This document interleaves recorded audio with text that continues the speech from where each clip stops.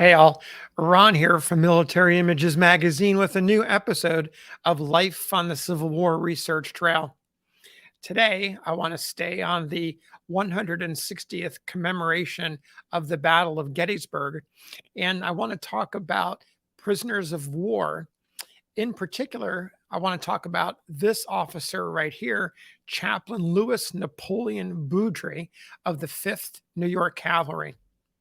Boudrye is wearing a uniform of a chaplain. And for those of you who are students of material culture from the war period, check out his shoulder straps. You can see the cross indicating his rank. It's fairly unusual to see that in Civil War photography. Even more unusual is the letter that he wrote to a friend of his on July 17th, 11 days after he was captured. Yes, he fell into enemy hands on July 6th as he and his regiment, the 5th New York, was in pursuit of the Confederates after the battle. He writes the story to a friend of his who is only identified as by his initials, PR. And I want to read you the story because it touches on several really interesting items, including meetings with JEB Stuart, John D. Imboden. It mentions Hugh Judson Kilpatrick, the Union general, and an enslaved boy. So here we go. I'm going to jump into this letter for you.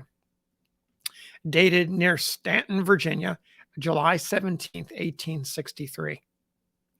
My dear PR, I never wrote you under so embarrassing and peculiar circumstances, nor do I know that my letter will ever be of any avail. I am a poor, wretched prisoner of war. Early Sunday morning, the 5th instant, near Monterey Gap, Pennsylvania, during Kilpatrick's raid on the rebel train retreating from Gettysburg, I was surrounded by the enemy and captured. Others with me shared the same fate. It was hard to say, I surrender. It was Jenkins' cavalry that had done the deed. Being a chaplain and my horse and my own, and not the government's, it was promised me that as soon as I reached General Stewart's headquarters, I would be released and none of my property would be molested. True as chivalry are able to be their promises, on reaching the general, I was immediately released of my horse and all hopes of liberty. A personal interview with the general and earnest pleadings were in vain. General S is a fine-looking officer. His features are distinct in outline, his nose long and sharp, his eye keen and restlessly on the lookout. His complexion is florid. He wears a gray plush hat with a black feather, has plain uniform, and a short bowie knife by his side with ivory handle, attached to his person by a golden chain. He seems to trust no man to do what he can possibly do himself.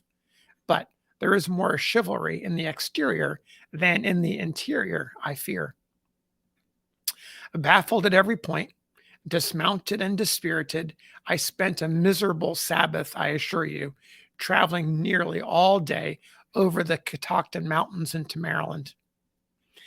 Monday evening, the 6th, after a dreary day of marching and fasting, for our rations were short and poor, the column had halted and prisoners sought sleep on the soft grass.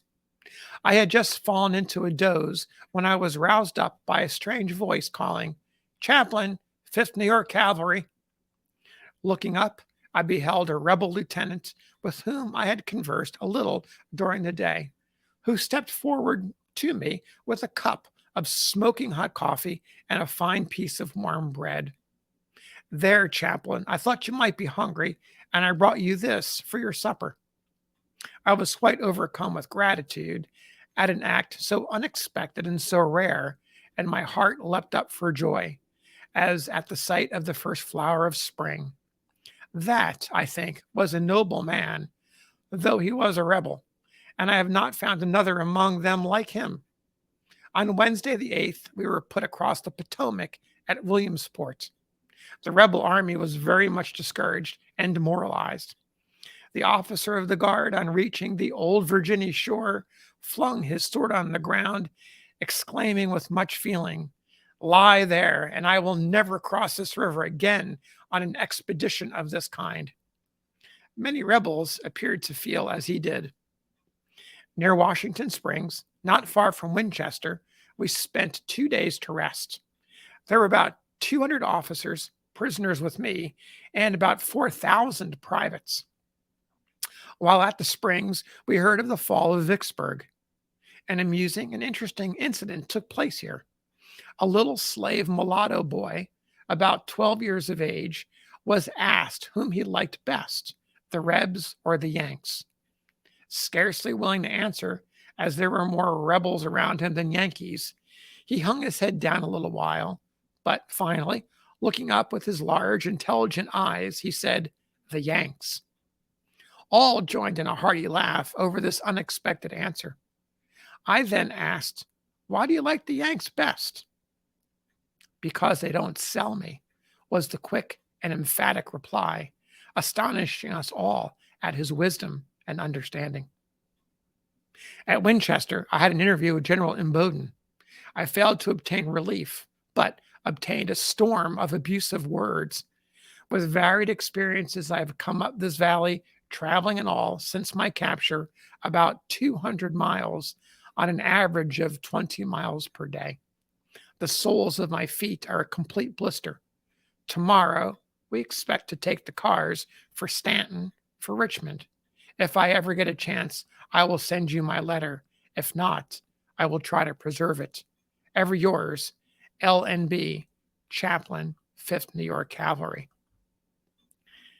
You'll be pleased to know that the good chaplain survived his ordeal as a prisoner of war and survived the rest of the war, went on to write numerous accounts of his war experience, including the regimental history of the 5th New York Cavalry. So thanks for listening. We'll see you again on the trail. Take care.